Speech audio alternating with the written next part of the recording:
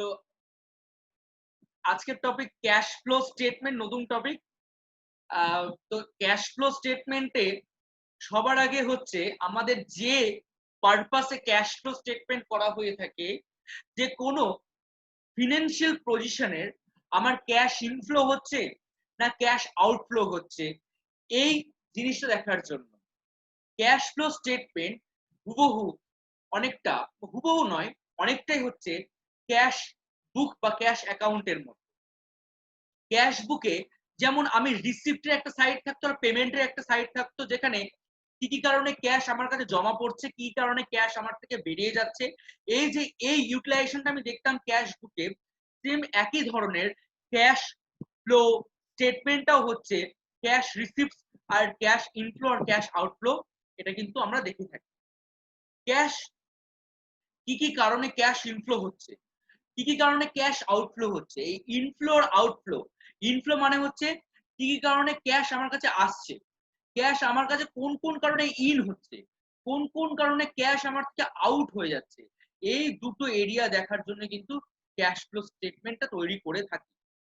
Cash flow statement তিন রকম, আমাদের ক্যাশ ফ্লো স্টেটমেন্ট ইনফ্লো আর আউটফ্লো যে রিপোর্টেড করা হয় তার তিন রকম অ্যাক্টিভিটি আছে। একটা হচ্ছে operating activity, the cash flow from operating activity, cash flow from operating activity, cash flow from investing activity, cash flow from financing activity। এই তিন রকমের অ্যাক্টিভিটি, এই তিন রকমের অ্যাক্টিভিটির দ্বারা আমার ক্যাশ ফ্লো স্টেটমেন্টটা আমাকে তৈরি করতে হবে।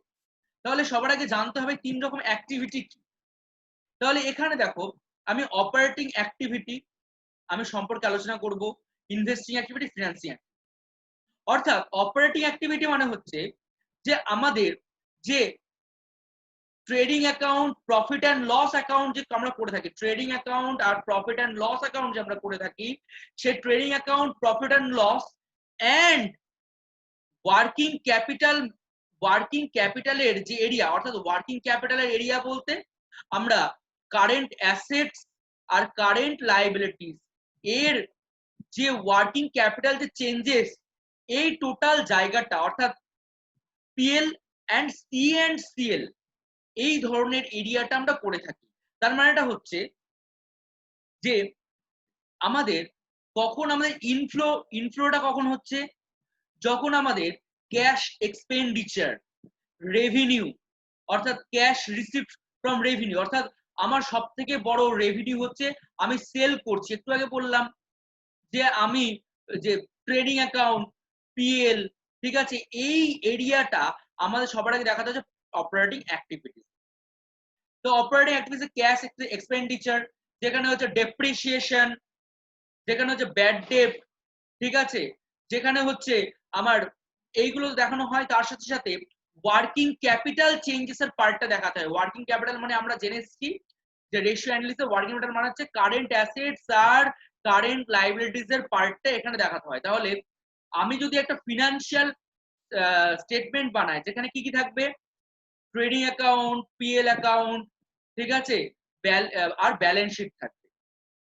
তাহলে ব্যালেন্স শিটে কারেন্ট অ্যাসেটস আর কারেন্ট লায়াবিলিটিস এর পার্টটা, তাহলে কারেন্ট লায়াবিলিটিস এর পার্ট আর কারেন্ট অ্যাসেটস এর পার্ট আর টোটাল তোমার মানে প্রফিট অ্যান্ড লস অ্যাকাউন্টের যে পার্টটা, টোটাল এই কারেন্ট অ্যাসেটস আর প্রফিট অ্যান্ড লস অ্যাকাউন্টের পার্টটা হচ্ছে অপারেটিং অ্যাক্টিভিটিসে আসে। যদি এখানে সেল করি তাহলে টাকা আসবে, ঠিক আছে, মানে তাহলে আমার এখানে কি কি কারণে টাকা আসবে সেগুলো আমাকে দেখতে হবে, আর কি কারণে টাকা বেরিয়েছে সেটা আমাকে দেখতে হবে। তো এইটা হচ্ছে অপারেটিং অ্যাক্টিভিটিস এর পার্ট। সিমিলারলি ইনভেস্টিং অ্যাক্টিভিটিস, যেখানে কি করা হয়, আমার যদি একটা ব্যালেন্স শিট থাকে, ব্যালেন্স শিটের কারেন্ট লায়াবিলিটিস আর কারেন্ট অ্যাসেটসটা আমি এটা কোথায় নিয়ে চলে গেলাম, অপারেটিং অ্যাক্টিভিটিস।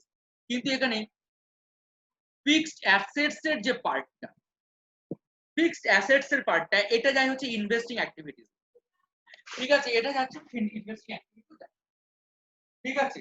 এবার ইনভেস্টিং অ্যাক্টিভিটিস কি কি যায়, ধরো কোনো আমি ল্যান্ড বিক্রি করে দিলাম, কোনো আমি লোন কাউকে দিলাম, তাহলে যেগুলো কারণে আমার কাছে টাকা আসবে, যেগুলো কারণে আমার কাছে টাকা আসবে সেটাই হচ্ছে যেগুলো যেগুলো কারণে আমার কাছে টাকা আসছে সেগুলো হচ্ছে অ্যাড এর আন্ডারে বসবে, অর্থাৎ এইগুলো কারণে আমার কাছে টাকা আসছে, অর্থাৎ আমার কাছে টাকা বৃদ্ধি পাচ্ছে।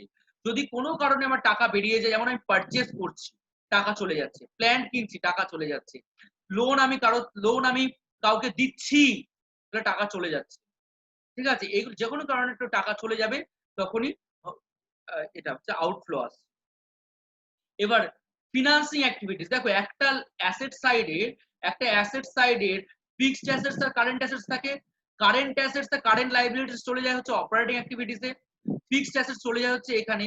আর বাকি যে এখানে ওন ক্যাপিটাল গুলো থাকে, অর্থাৎ ওন ক্যাপিটাল মানে হচ্ছে equity share capital, preference share capital, capital লোনের যে পার্টটা থাকে সেটা চলে যায় হচ্ছে ফিনান্সিং অ্যাক্টিভিটি, অর্থাৎ issue of equity share, securities, যে কোনো ডেট, ঠিক আছে, এগুলো হচ্ছে যদি এগুলো আমি মার্কেটে ইস্যু করি ইকুইটি শেয়ার, আমার কাছে টাকা আসবে তাহলে অ্যাডের আন্ডারে বসছে। আর যদি আমি কখনো কোনো ডিভিডেন্ড পেড করি, কোনো লোন আমি রিডিম করছি বা পেড করছি, তাহলে আমার থেকে টাকা চলে যাচ্ছে, তখন সেটা ফিনান্সিং অ্যাক্টিভিটিসে লেসের আন্ডারে আসবে। তাহলে যেগুলো কারণে আমার কাছে টাকা আসছে সেগুলো অ্যাডের আন্ডারে বসবে, অর্থাৎ এই যে ইনফ্লো পার্টটা দেখতে পাচ্ছি এই ইনফ্লো পার্টটা হচ্ছে অ্যাডের আন্ডারে বসবে, অ্যাডের আন্ডারে বসবে।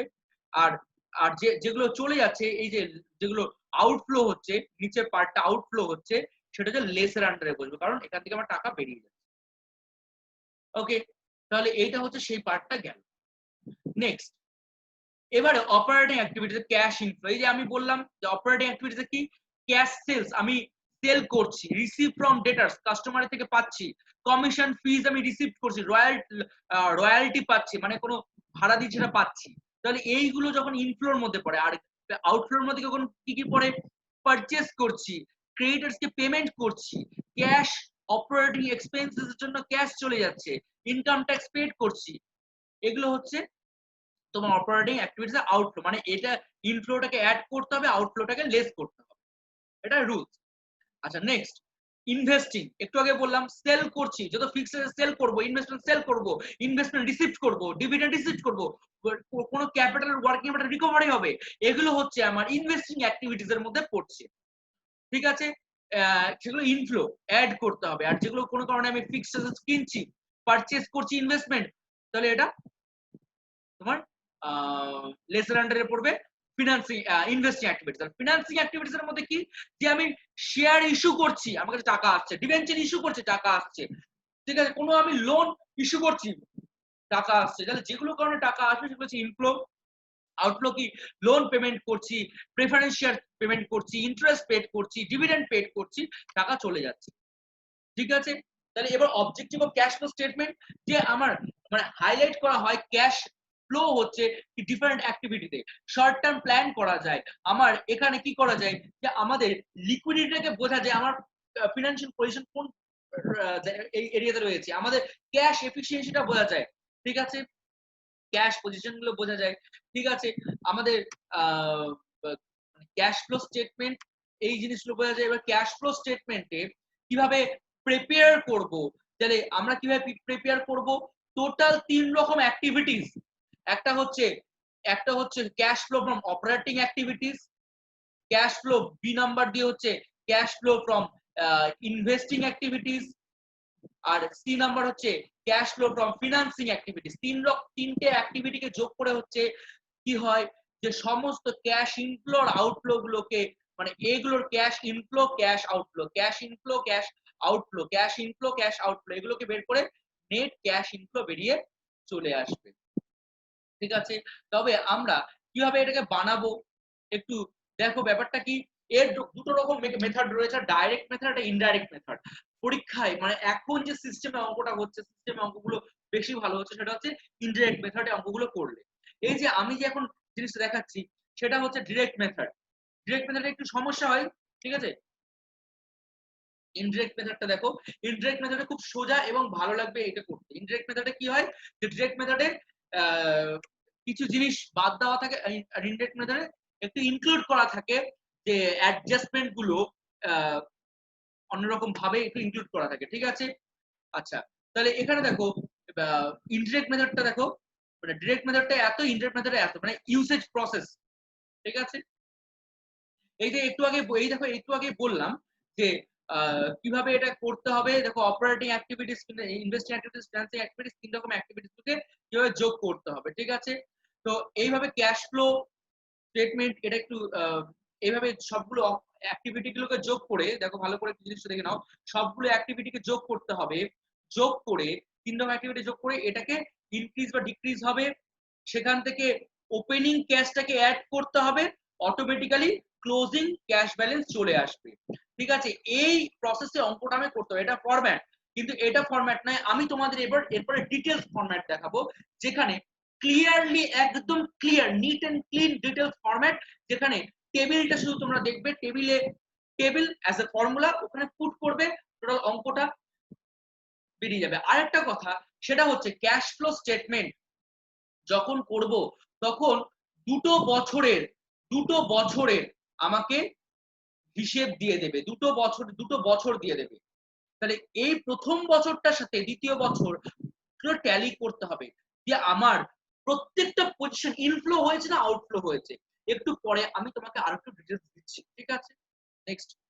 ঠিক আছে।